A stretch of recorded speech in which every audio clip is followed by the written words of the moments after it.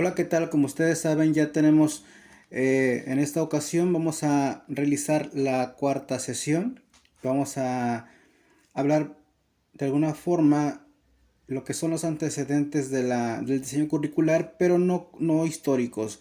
Vamos a revisar la parte de las características, las fases que tienen que ver con este proceso que es dinámico, pues está dirigido a cambiar todas esas características que componen las fases metodológicas para llevar a cabo una programación o diseñar un plan de trabajo en la parte académica.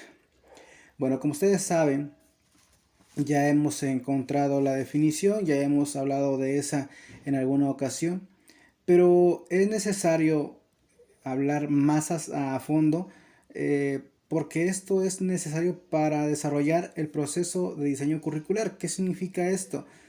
Que vamos a responder de alguna forma con este tipo de procedimientos metodológicos algunas preguntas y estas preguntas son propuestas por un autor llamado Tyler, donde habla que son cuatro interrogantes específicas de la planeación escolar, del diseño curricular y de todos los elementos que conllevan a este concepto. Bueno, la primera pregunta que tenemos nosotros es: ¿cuáles son los fines que se desean alcanzar en la escuela? Deben estar bien definidos. 2. De todas las experiencias educativas que pueden brindarse, ¿cuál ofrece probabilidades de alcanzar estos fines? Es decir, podemos mencionar muchísimas probabilidades o experiencias de aprendizaje, pero ¿cuáles nos sirven para este fin en concreto? ¿Qué vamos a realizar con la escuela o qué fin desea la escuela? El nivel que se requiere, sea primaria, secundaria, preparatoria o universidad.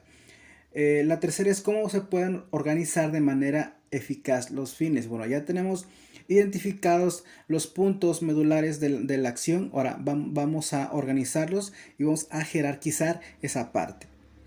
Y la última, la cuarta interrogante, es cómo podemos comprobar si se han alcanzado los objetivos propuestos. Bueno, ahí entra la temática de lo que llaman evaluación, donde podemos encontrar la infinidad de elementos que nos puedan dar a conocer, ya sea una evaluación cualitativa o una evaluación cuantitativa. Bueno, por otra parte, el diseño curricular va a contemplar estas siguientes fases. En la siguiente, son cuatro fases que vamos a estar retomando. 1. Estudio de la realidad social y educativa. 2. Establecimiento de un diagnóstico y un pronóstico con respecto a las necesidades sociales. 3. Elaboración de una propuesta curricular como posibilidad de solución a las necesidades advertidas. Y 4. Evaluación interna y externa de la propuesta. La primera de ellas nos habla sobre estudio de la realidad social y educativa, lo que significa que todo lo que se esté proponiendo para poder dar o elegir un diseño curricular en un contexto determinado debe responder a estas necesidades, como ya mencionamos, lo social y lo educativo. Nunca podemos diseñar o nunca vamos a poner en práctica elementos que no tengan funcionalidad práctica en un entorno. De ahí vamos a diagnosticar y vamos a pronosticar esa solución a las necesidades sociales, lo que significa que todo lo que demos en un programa curricular debe responder a demandas de contexto social, económico, cultural, inclusive religioso. Ya que tenemos esos elementos, por consiguiente, vamos a darnos a la tarea de conseguir una forma de cómo evaluarlos de forma interna a nivel organización y de forma externa con otro tipo de organizaciones o instituciones que tengan los materiales y los procedimientos metodológicos para llevar a cabo esa función o esa evaluación. Para fundamentar el currículum se requieren algunas cuestiones que se refieren a, la primera de ellas es el contenido formativo e informativo de del nivel que se está cursando. Es decir, ¿para qué me está sirviendo el diseño curricular de preescolar? ¿Para qué me está sirviendo el de primaria, el de secundaria y el de preparatoria? ¿Cuáles son los fines específicos de cada nivel? Otra de las cuestiones es el contexto social. Esto lo vamos a manejar mucho. ¿Por qué? Porque en la teoría, específicamente en la teoría, tiene que ver tomar esa referencia para poder establecer puntos de comparación en lo que es real o es funcional y lo que en verdad nos sirve. Pero esta cuestión la vamos a abordar más adelante. También tiene que ver la institución educativa, qué servicios son los que tiene, qué infraestructura o qué plantilla también de tipo docente tiene, administrativo. Todo eso es un nivel integrado que tiene que retomar la parte de la institución educativa. Y por último, sin ser la menos importante, es las características del estudiante. Ahí no podemos establecer un punto de comparación, pero sí podemos establecer puntos en los cuales lleguemos a acuerdos de cómo un estudiante en cierto contexto geográfico, económico y social está aprendiendo. Hay muchas perspectivas de lo que se refiere al diseño curricular.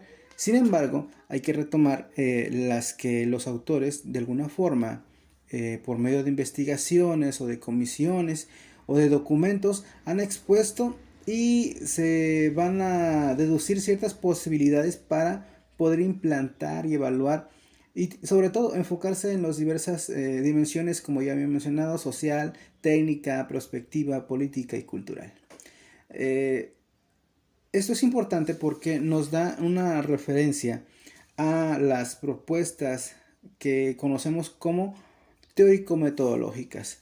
Las propuestas en eso están, en ese valor se encuentran, son teóricas y metodológicas, es decir, que de alguna forma están prescritas, pero que tienen que llevarse a cabo en la práctica docente para que podamos entender esa realidad y esa consolidación de varios tipos de aprendizajes de acuerdo al nivel que se está presentando. Cuando hablamos de el origen de esta teoría curricular, como los antecedentes, debemos entender que se van a agrupar en ciertas categorías, pero aquí vamos a hablar solo de 5 de ellas. La primera es el currículum e ideología. Bajo los supuestos de los que se conforma el currículum, son de carácter sociopolítico. Eso no hay ningún tipo de, ¿cómo les diré?, de duda. Para que podamos diseñar, debemos tener de alguna forma una lista prescrita de varios factores de carácter sociopolítico, en los cuales nos van a dar, como ya dijimos, la interpretación de la realidad social. Aquí la vamos a ver, esta realidad social, como un sistema dentro de una sociedad que se adapta a variables y que se respalda en la teoría, y otra como una situación de transformación histórica. La primera de ellas, la que manejemos como adaptación variable a una teoría, es todo lo que existe, vamos a fundamentarlo con teoría específica. Por ejemplo, en nuestro país hablamos de educación, pero siempre nos vamos a referir a, de alguna forma, a la teoría psicogenética, a la teoría humanista. Las teorías no basan el proceso de enseñanza-aprendizaje, sino que el proceso de enseñanza-aprendizaje toman como referencia estas ideologías y las convierten como un entorno socioeducativo. Es decir, esas teorías no fueron hechas para nuestro contexto geográfico ni nuestro contexto social, pero se van a adaptar a nuestras necesidades como estudiantes, como maestros y como el conglomerado que existe con base a la educación. Y la última es aquella que nos permite, dentro de la ideología, transformar la parte histórica o los elementos históricos que se están llevando a cabo para poder entender esa probabilidad de cambiar el rumbo de la historia específica que tiene cada país. De acuerdo a esto, se propone que en todo país, en todo contexto, se lleve a cabo el aspecto de la característica socioeconómica como un paso necesario para formular planes de estudio. Vamos a señalar que actualmente se van a situar favorecidos algunos grupos privilegiados, y pues esto es parte de, como ustedes ya conocen, de la parte social o de la teoría del sistema social, donde la educación o el diseño curricular siempre va a estar orientado a privilegiar a ciertos grupos sociales. Más en cambio, se propone que el diseño se parta de un compromiso real con las instituciones y con la sociedad que está emergiendo socialmente, o que le apliquemos investigación, que la docencia tenga la parte de la formación profesional, y a partir de eso podamos llevar a cabo participación infantil. La número 2 de estas categorías para dar forma al origen de la teoría curricular es la práctica profesional. La práctica profesional constituye una de las categorías que está de alguna forma orientada a generar mejoras en la práctica docente. Vamos a ver por qué. Se entiende que esta es una especificación, así lo dice, especificación de actividades propias de cada nivel, o la conjunción de tareas en un solo campo de acción, considerando los requerimientos sociales. Es aquí, por lo tanto, donde encontramos el origen o la razón de por qué segmentar la educación en varios niveles, porque al final del día no podríamos encontrar una educación de alguna forma total o totalitaria sin la necesidad, o vernos en la necesidad de segmentarla. Entre las características más sobresalientes del concepto de la práctica profesional se encuentran, vamos a englobar unas características. La primera de ellas es: sintetiza las tareas de campo laboral o de trabajo. 2. Abarca las tareas de requerimiento social. 3. Mantiene una íntima congruencia con profesión y problemática social. La siguiente es: se evalúa una función de problemática social. La siguiente es: requiere establecer para su definición relaciones históricas con el desarrollo científico y tecnológico. Se constituye a partir de indicadores tales como, ya habíamos hablado de esto, que es políticas presidenciales, eventos mundiales, avances científicos e industrialización, desarrollo y lo que llaman masificación de servicios, ya sea de instituciones públicas o aspectos políticos laborales. La siguiente puede de alguna forma contemplar conocimientos objetivos particulares, y todo eso debe apoyarse en procesos técnicos para poder tener un espacio social para cada práctica específica. Como ustedes pueden valorar, el hecho de meter políticas presidenciales, eventos mundiales, avances científicos, tecnológicos, industrialización, es la complejidad del proceso al momento de diseñar un currículum, porque tendríamos, o se tiene que definir, de hecho se tiene que definir en su momento dado, toda esa información que se va a dar segmentada y que va a partir de lo sencillo a lo complejo, para que pueda entender el mundo, la parte que está aprendiendo. La tercera característica es la interdisciplinariedad. ¿Qué significa esto? Aquí que con esto se pretende eliminar el parcelamiento de la ciencia. ¿Qué significa esto? Que solamente por ejemplo, biología, se encargue solamente de entender el desarrollo y comportamiento de las especies. y que no esté de la mano con antropología y que no esté de la mano con sociología y con psicología. Esto es el punto del aspecto interdisciplinario, que una parte de la ciencia ayude y consiga el aporte de cada una de las otras o de los diversos campos disciplinarios.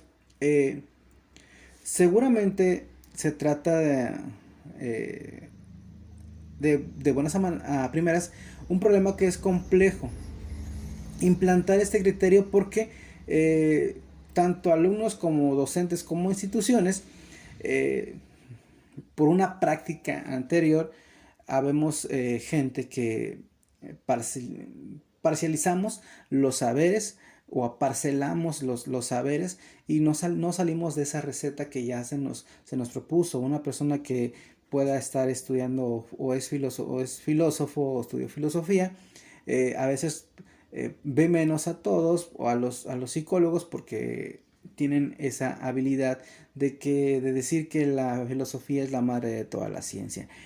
Pero podríamos decir que sí, pero al final del día también podemos aceptar que si no existiera el pensamiento crítico y el pensamiento externo como lo maneja la filosofía, el hecho de saber el porqué de las cosas, pues obviamente no tendríamos el desarrollo de ninguna ciencia. El cuarto punto es el docente. ¿Qué significa aquí el docente? Aquí vamos a encontrar la imagen que todos conocemos. El hecho de tener a una autoridad como si fuera la única persona que posee el conocimiento y que se le adjudica un ejercicio social mecánico desligado del entorno laboral y social. Es decir, que el maestro solo cumple una función de enseñar como si lo supiera todo y hasta ahí se queda. Pero en las nuevas propuestas para los cambios curriculares se trata de hacer más específica la función en cuanto al sistema socioeconómico y la parte de la educación escolar.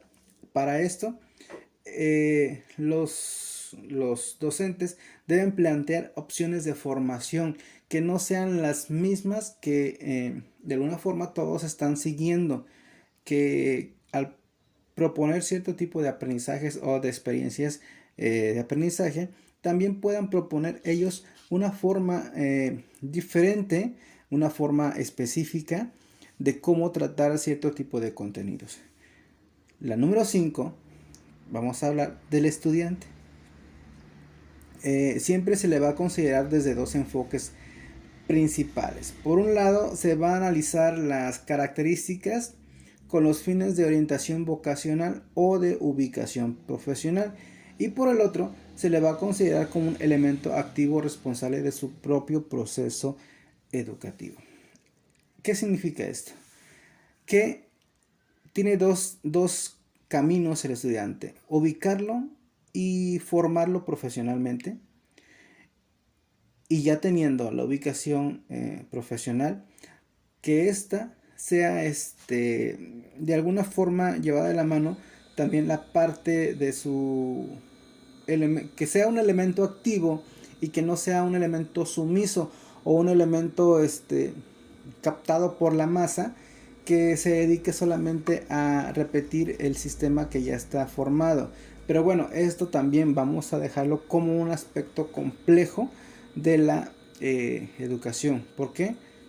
Porque no podemos tener mucha fuerza social como maestros o como docentes para poder cambiar ese criterio de sistema.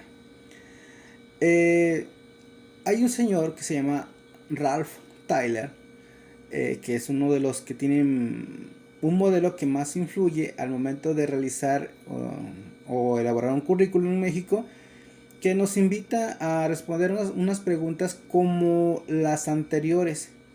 El hecho de, si recuerdan, es qué fines desea alcanzar la escuela, qué tipo de experiencias, cómo se organiza y cómo podemos comprobar. Estas preguntas son importantes al momento de señalar los criterios de selección para los objetivos. Obvio, estos pueden variar desde las necesidades psicológicas de los individuos hasta los problemas de la vida actual y sociales. Sin embargo, esto se tiene que ver como una plataforma para poder entender cómo estudian los educandos, cómo se ve la vida afuera de la escuela, qué consideraciones filosóficas tiene, cómo funciona psicológicamente el aprendizaje y por último, si a eso le vamos a anexar especialistas en las diversas asignaturas. La complejidad radica aquí que en un conglomerado de gente tenemos que seleccionar los criterios que nos permitan saber cómo estudian y al saber cómo estudian, saber cómo se desarrollan allá afuera en la sociedad, donde es el punto donde se van a desarrollar, bajo qué visión o misión filosófica están siendo educados o para qué están siendo educados, qué impacto tiene en la psicología de la especie humana ese tipo de aprendizajes y que quien los dé esté de la mano o sea especialista, no sea una persona orientada generalmente a dar solamente una materia, sino que sepa lo que está otorgando como saber y como experiencia de aprendizaje. La expresión de las experiencias de aprendizaje se refiere a la interacción que hay entre el estudiante y las condiciones del medio en las cuales se desarrolla. Los principios generales para seleccionar estas actividades son los siguientes, pongan atención. Que la experiencia permita al estudiante practicar el tipo de conducta que aparece indicada en el objetivo. Por ejemplo, analizará la teoría socioeconómica para poder entender el contexto, el desarrollo y predecir conductas sociales adaptadas al entorno. Eso es básicamente entender que estamos dirigiendo el aprendizaje hacia el objetivo. Y en esta oportunidad que dije es que se orienta a cómo se desarrolla la conducta con base al elemento social que lo rodea. El otro punto es que obtenga satisfacción al practicar la conducta, que le guste, que le genere cierto premio social. Después de eso está que esa conducta propuesta se encuentre dentro de esas posibilidades del alumno, es decir, ya lo seleccioné, le gusta, pero también que pueda llevarla a cabo. Y por último, que le permita alcanzar los objetivos en más de uno de ellos, es decir, que no solo sea orientado en una línea, sino que le permita encontrar esa experiencia que pueda englobar varios objetivos y pueda aprender de alguna forma los conceptos que se le están otorgando. A partir de esto vamos a definir muchos problemas sobre la propuesta curricular, entre ellos la diversificación de los aprendizajes. Obviamente aquí en nuestro país ya está específica esa parte, ya no hay que meter ningún tipo de experiencia más. ¿Por qué? Porque al final del día tenemos, no sé, estamos hablando de cerca de 50 o 60 años repitiendo el mismo tipo de sistema o de valor de enseñanza que tenemos nosotros. Para esto hay varias propuestas, entre ellas la de Glassman y de Ibarrola, que señalan el hecho de promover unas características, 4 de ellas específicas, para poder encontrar esa jerarquización de las experiencias de aprendizaje. Por ejemplo, la número 1 puede ser, o de hecho es, determinar los objetivos del plan de estudio. Eso es lo importante y como número 1. Número 2, hacer una operación de los objetivos generales que incluyen estas 2 etapas: desglosamiento de objetivos generales y agrupación de objetivos específicos. Lo que significa que vamos a dar la oportunidad al al educando que se llene de esas experiencias que le permitan jerarquizar su aprendizaje. Como número 3, como característica número 3, está la estructuración de los objetivos intermedios, aquellos que tienen que ver con la jerarquización, ordenamiento y la determinación de las metas de capacitación gradual o por nivel. Debe cumplir la cuarta parte o la cuarta característica con lo que vamos a conocer como evaluación del plan de estudios, que tiene que ver con evaluación del plan vigente, evaluación del proceso de diseño y por último la evaluación de un nuevo plan. Lo que está, lo que se ve, lo que se lleva a cabo y lo que podemos anexar como nuevo o nueva protesta para poder curricular, para poder entender la realidad social, económica que tiene o cultural que tiene el educando y que le va a servir para su formación desde social hasta laboral. La utilización de los objetivos de aprendizaje se vienen o se van a dar en 3 niveles que van a ser, como ustedes ya saben, lo general, lo intermedio y lo específico. Cuando entremos en esta parte, se van a desprender estas ventajas que tienen que ver con la utilización de ciertos objetivos al momento de proponer experiencias de aprendizaje. Por ejemplo, una de las ventajas es que se va a centrar el proceso de enseñanza-aprendizaje en el alumno desde el momento mismo de la concepción del plan. Todo está delimitado desde ahí. Otra es planear, organizar y ordenar no solo aquellos contenidos de la enseñanza, sino también los comportamientos que deberán alcanzar los estudiantes o las conductas específicas. Otra es eliminar la definición a priori de las materias, áreas y módulos como formas de organización de plan de estudios y facilitar los análisis de todos los contenidos y comportamientos incluidos en dicho plan. Otra de las ventajas es que facilita la comunicación entre los participantes en el proceso educativo. Por último, es también una ventaja específica al momento de utilizar objetivos, es que se construye una base específica en la solución de recursos, métodos y medios, además de experiencias necesarias para facilitar y encauzar el aprendizaje. Y para de alguna forma englobar todo, tiene que realizar una evaluación objetiva y también podemos agregarle una evaluación subjetiva a todos los procesos que ha llevado el alumno en el proceso de enseñanza-aprendizaje. No se olviden de eso, que una es otorgar una calificación, que es la parte de lo que se puede establecer como una prueba objetiva o un resultado objetivo, y otra es qué tanto o qué tan funcional es ese aprendizaje o en el área social, inclusive ya hablando de otros términos o otros niveles, laboral por parte del que se está educando.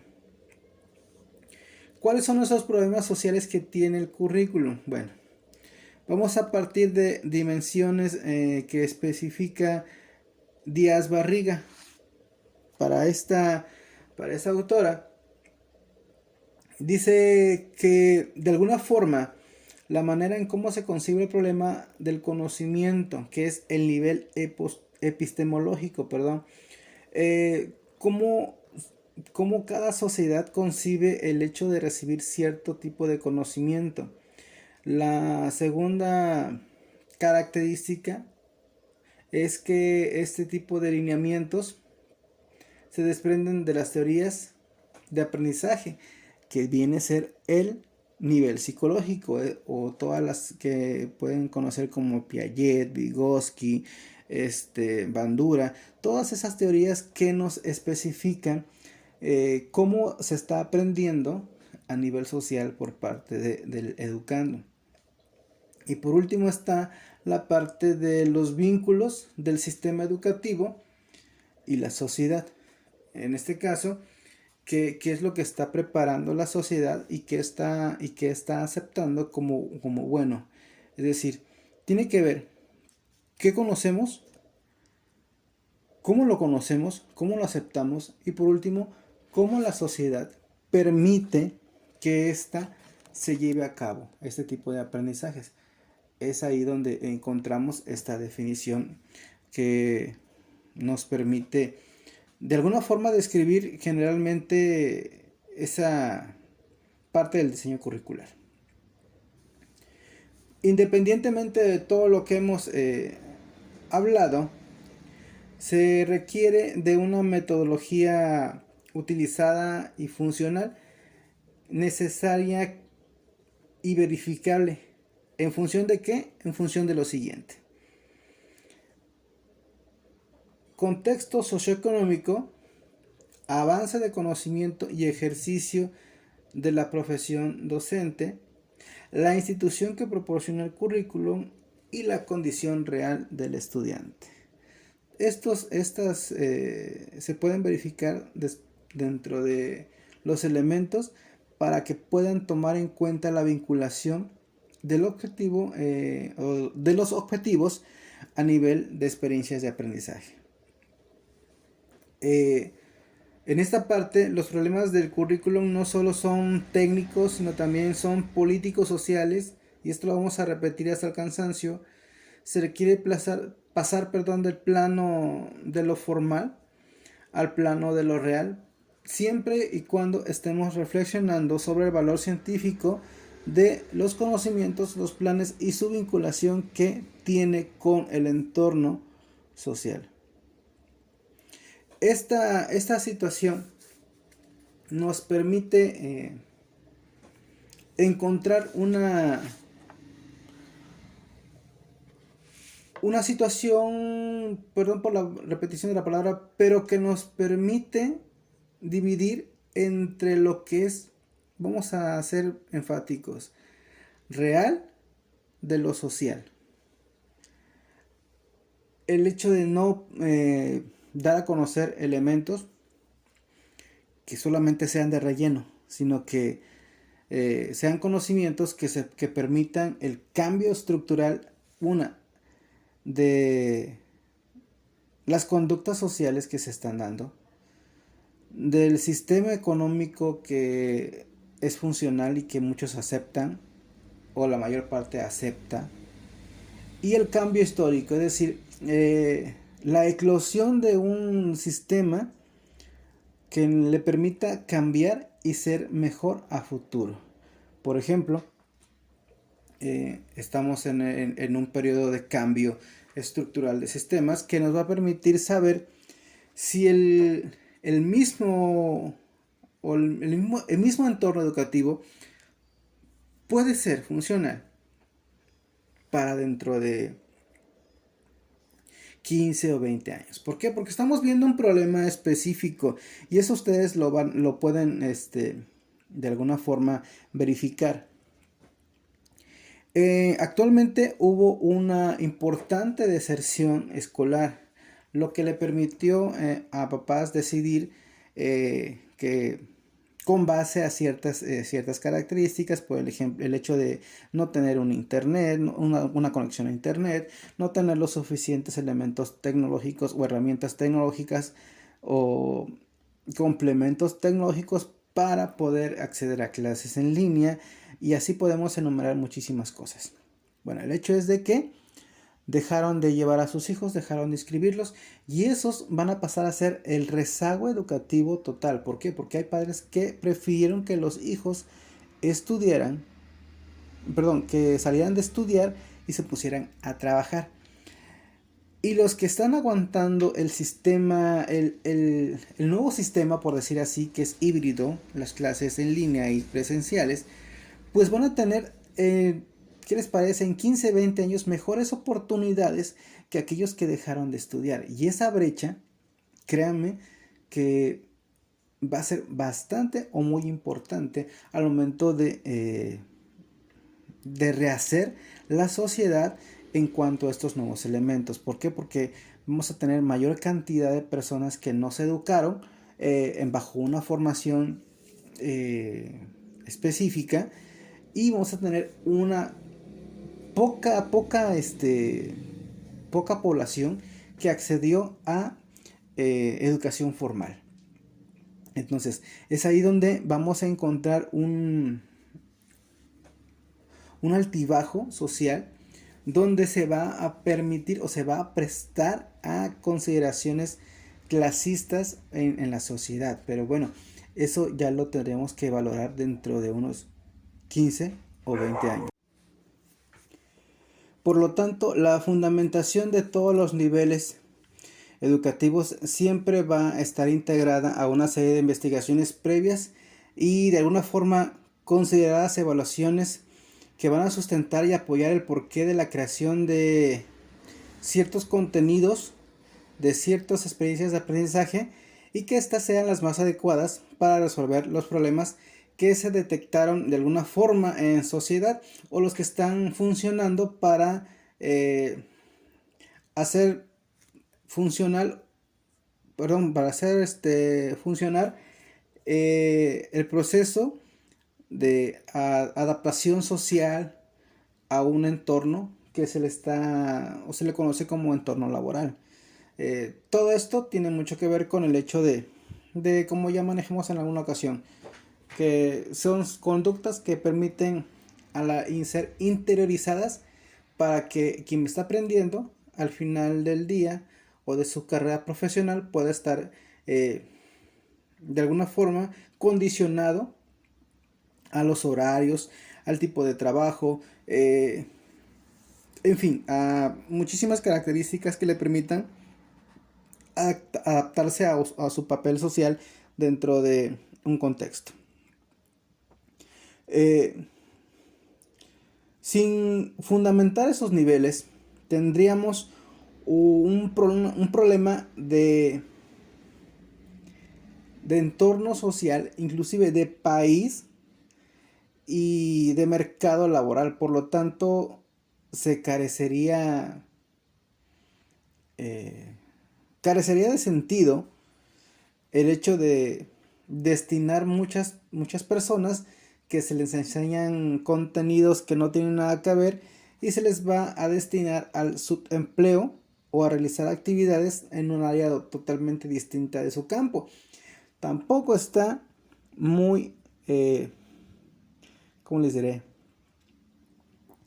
Tampoco está muy alejado de la realidad. El hecho de lo que estoy diciendo ahorita, que están la mayor parte de las personas que estudian destinadas al subempleo o trabajar en otras áreas que no son su perfil profesional, pues es un hecho. Ustedes los pueden observar tanto en familiares como en conocidos como en desconocidos. He ahí donde es importante analizar y reflexionar sobre las características que permite el desarrollo del educando y los recursos con los cuales está siendo formado.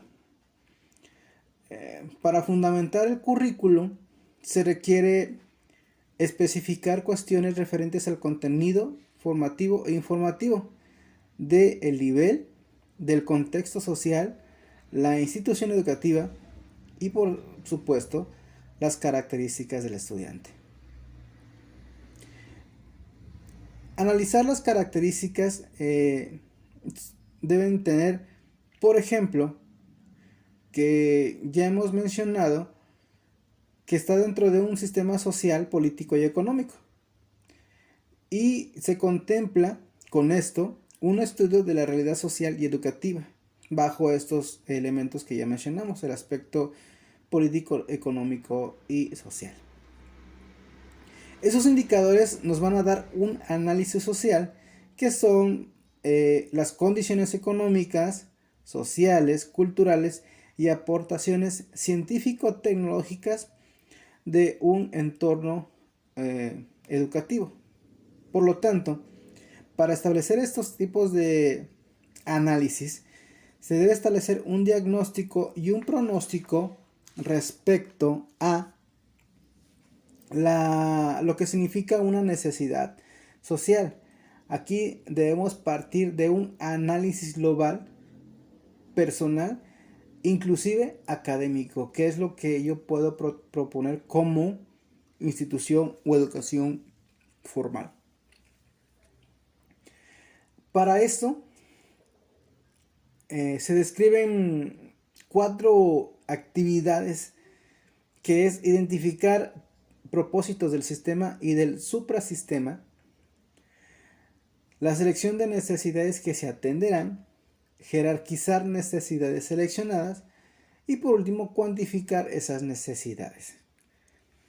Al momento de sacar un producto académico, y estamos hablando ahorita en razón al último nivel que se maneja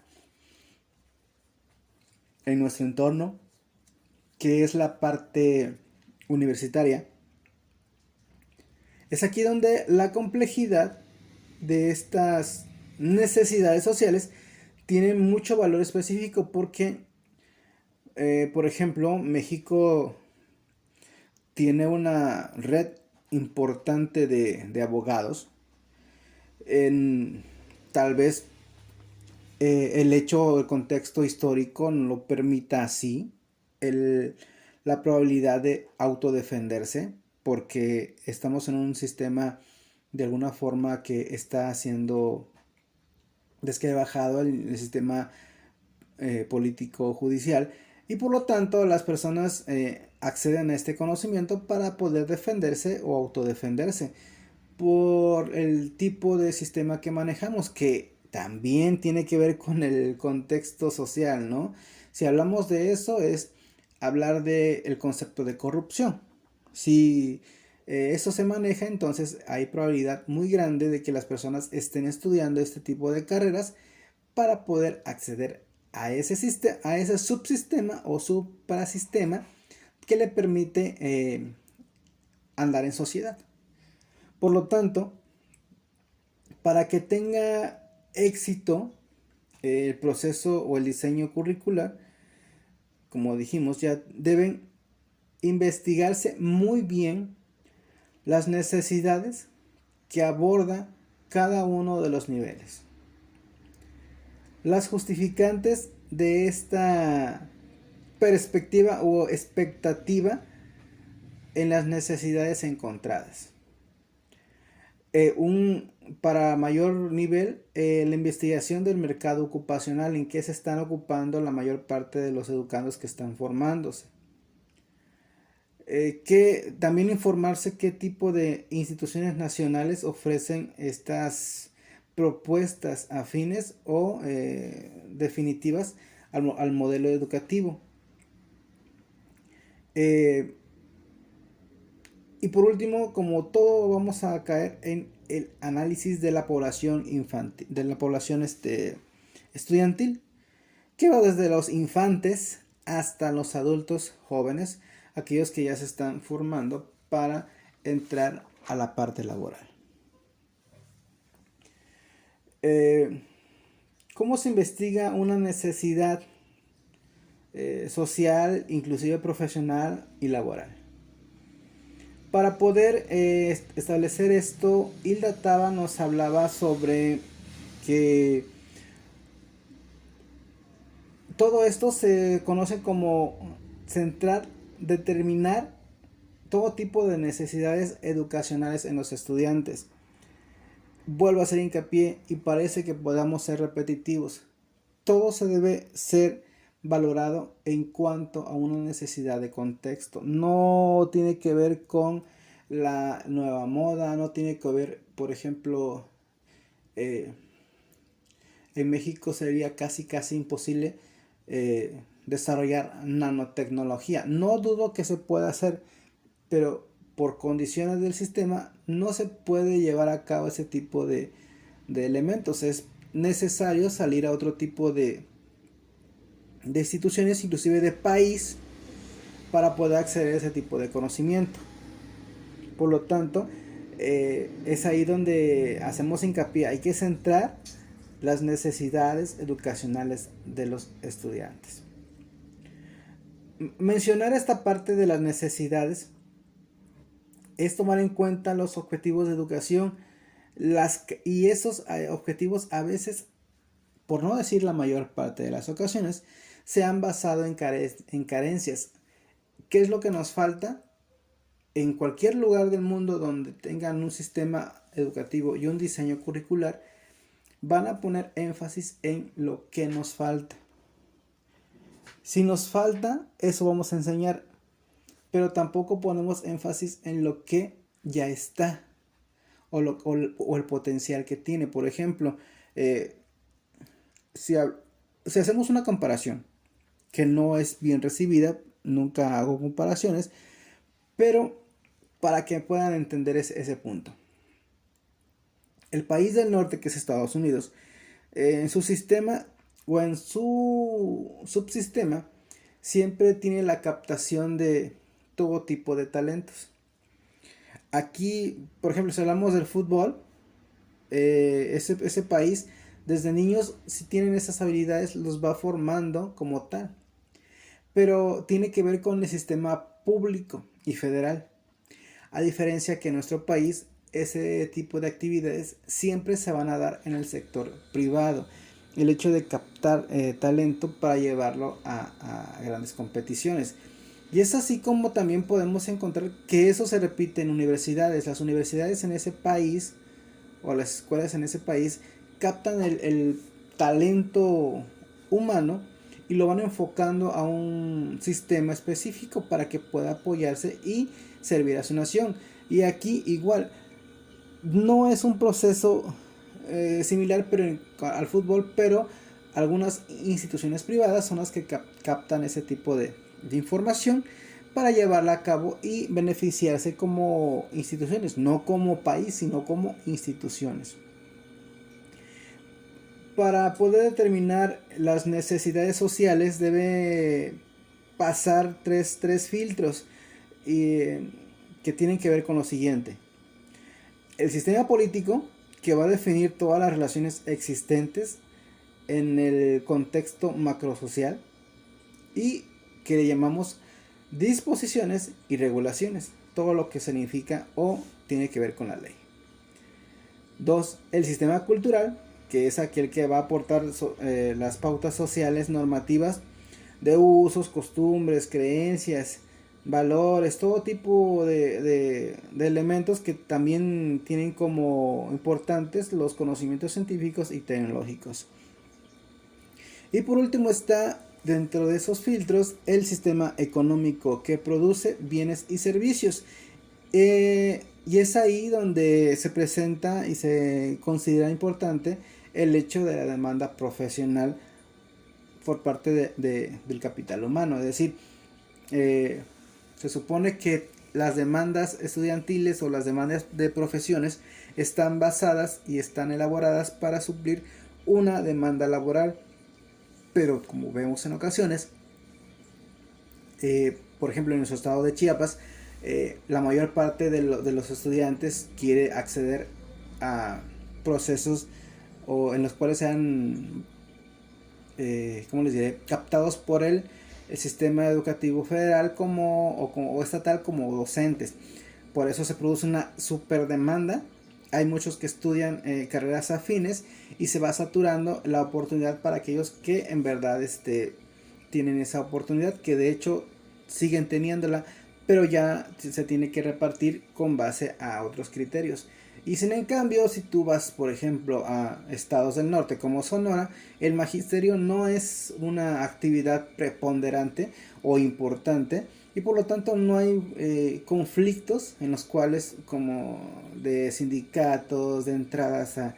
¿Por qué? Porque simplemente ser docente en Sonora no es parte del colectivo social, es una profesión, vamos a llamarle, iba a decirle X, pero no es X, es una profesión como cualquier otra, no es como que lo principal o primordial que deben tener, ¿no?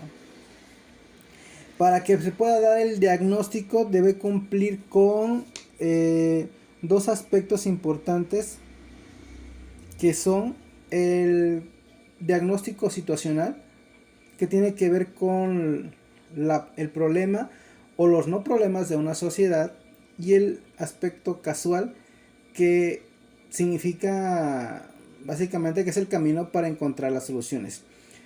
El primero tiene que ver la fenomenología, es decir, lo que estaba marcando hace rato. En Sonora no hay gente que anhele ser docente. Por lo tanto, no hay un problema social referido a eso, ahí en ese estado.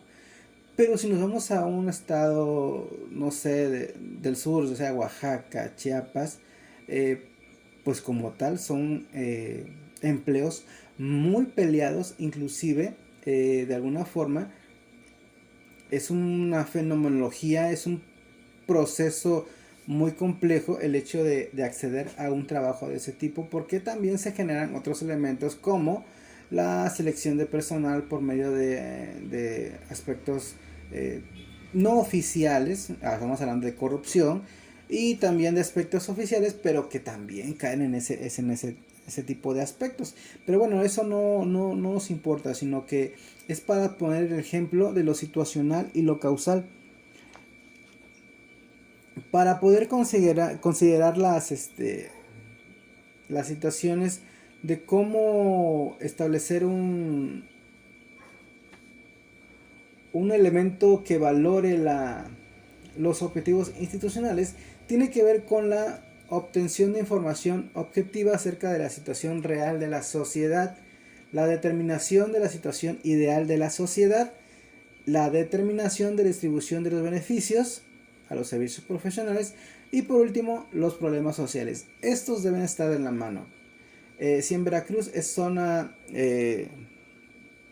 costera, pues es obvio que tendríamos que establecer muchísimas áreas académicas que tengan que ver con la parte del mar y así todas aquellos estados que tuvieran una colindancia con Golfo o con Pacífico mexicano y con aguas internacionales o mares, tendrían que valorar su necesidad de establecer mucha oferta educativa con base a ese contexto. Eh, es, es como si pusiéramos en el DF la Secretaría de Pesca. No es posible. ¿Por qué? Porque el DF no tendrá un lago posiblemente escondido, pero no tiene ningún acceso a esas materias primas que es las aguas o los litorales. Es ahí donde es importante saber cómo determinar qué existe realmente y lo que importa para poder establecer una necesidad social. Los problemas, vamos a clasificar qué tipos de problemas vamos a encontrar al momento de especificar estas necesidades. Están los inmediatos, los que necesitan ser ya resueltos. Los mediatos, los que tienen una probabilidad de existencia y que pueden ser mejorados con el tiempo. Los regionales y los nacionales, pero podemos agregar también los globales. En esta sociedad que nos ha tocado o en este momento que nos ha tocado vivir esos aspectos, vamos a englobar el aspecto mundial. Bajo esos elementos vamos a poder especificar ese tipo de realidad social. Ya cuando tengamos esto, vamos a proponer una investigación del mercado ocupacional. Significa que cuántos trabajadores existen, cuántos son subempleados, cuántos son desempleados, qué tipo de trabajo calificado corresponde a la economía actual, y si en esta línea hay investigadores, pero no están bien entrenados. En este caso, estamos hablando de que al final de la formación laboral tiene que proponerse estos tipos de elementos, pero si lo trasladamos a la parte académica de los niveles básicos, los primeros dos dejan de tener importancia y se traslada al tercero, donde el maestro no tiene ningún tipo de figura de investigador. Solamente tiene la figura de transmisor de conocimientos. Ninguno de ellos hace un estudio, lo publica y se dan a muy pocos aquellos que están de alguna forma financiados por el mismo sistema para establecer ese tipo de investigaciones, pero un maestro común y corriente no lo lleva a cabo. Este tipo de necesidades habla que en nuestro México, por más importante o desagradable que sea, estamos teniendo un promedio de 7 grados escolares. Estamos hablando de que posiblemente termine la secundaria y empiece la prepa y se acabó. Es una estadística grande, pero que en nuestro país a veces da más empleo, sí, muy mal pagado, que estudiar una maestría y un doctorado. Porque, por ejemplo, en México, estudiar maestría y doctorado es para que te paguen de 250 a 310 pesos la hora. Y hay gente que en México, por un oficio, regulado o no, saca 500 hasta 600 pesos la hora. Entonces, estamos hablando que el subempleo y la parte ocupacional, por ejemplo en México, no está de la mano. Por lo tanto, se pierde interés en estudiar, porque se ve solamente como una obligación. Y eso, si ustedes lo extrapolan a su práctica educativa, pues van a ver niños que tienen ahora con la influencia de las redes sociales, tienen otros intereses laborales, pero que no están dentro del aspecto oficialista. Ya no quieren ser o médicos o pediatras o veterinarios o licenciados, lo que tú me quieras decir. Ya ahora quieren ser TikTokers, bailarines, modelos, con desarrolladores de contenido, etcétera. Todo lo que ven en internet es lo que desean hacer. Entonces ya el estudiar parece una lápida muy pesada para cada individuo que vive en nuestro contexto, y por lo tanto la escolaridad se está devaluando. O sea, no hay que no hay que perderle el miedo al concepto, pero sí aceptarlo. Es la devaluación de una educación. No estamos siendo congruentes con lo que estamos produciendo. Simplemente se está llevando a cabo un solo proceso que a veces no tiene ni pies ni cabeza, que es el proceso de formación en México. Es así como que este equilibrio entre lo que es mercado ocupacional y mercado escolar, hay un desequilibrio. Pero ese desequilibrio provocado por la mayor parte del desaprovechamiento de recursos humanos que hay en el contexto. ¿Qué significa esto? Que a veces la mano de obra no necesita ningún tipo, en México no necesita ningún tipo de instrucción, y solo hay instituciones que manejan el aspecto del derivado técnico del empleo. Por ejemplo, si quieres ser enfermera pero no tienes dinero, te vas a un no es por, antes de que diga yo el nombre, no es por hacerlo menos, sino que simplemente es porque lo que ofrece. El CONALEP tiene de alguna forma, o aspectos vocacionales, donde solamente son técnicos. Y a veces los técnicos son mejor pagados que los profesionistas. Y es por eso que muchos deciden abandonar sus estudios para llevar a cabo su entorno laboral como técnicos en esta o aquella profesión. No terminan ningún tipo de carrera, simplemente se van a lo que necesitan. ¿Sí? La carrera te da de 2 a 4 años para explicarte cómo se puede sacar, en el caso de un técnico laboratorista, de cómo sacar la precisión, la medición de un químico en la sangre. Y cuando estamos hablando de una carrera técnica, en 2 años y medio o 2 años 8 meses ya estás sabiendo ese tipo de procedimientos. Es decir, te te agrupa más fácilmente los conocimientos para que puedas salir a trabajar. Más sin en cambio la universidad ya no es así. Tienes que estudiar 4 años y cacho para poder establecer esos elementos importantes en una carrera que se llamaba técnica o que se llama profesional.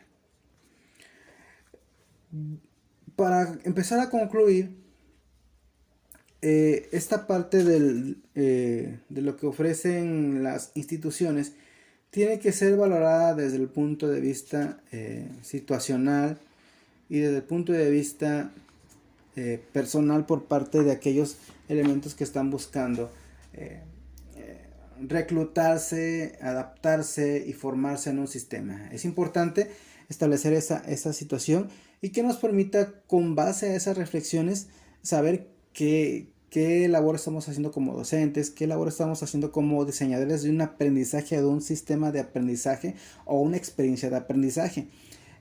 Si como docente te basas en una receta que si te dan una receta, y para que no tengas ningún tipo de problema, pues obviamente vas a tener como que la marca social donde pudiste hacer algo, pero no decidiste no hacerlo porque solamente te pagaban por X o Y situación, más no te pagaban porque las personas aprendieran o porque fueran mejores.